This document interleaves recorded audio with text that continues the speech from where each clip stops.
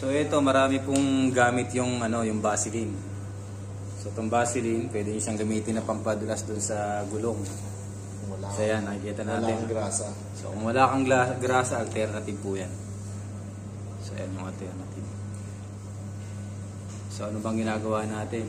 Tayo ay nagpapalit ng ano man tawag yan? Bituka ba yan? Bituka? Interior. Alam mo naman tayo Batanggenyo. Kaya ang tawag natin sa interior ay bituka. Nasanay sa Batangas So ayan ang mga medyo mahirap nga po siya magawin. So ayan lang po kasimple ang maglagay ng interior.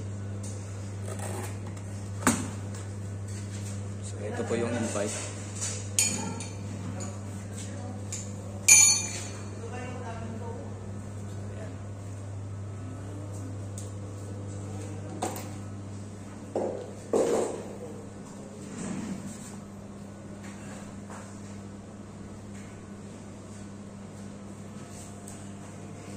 Dito siya ikakabake dito sa unahan. So ito foldable siya.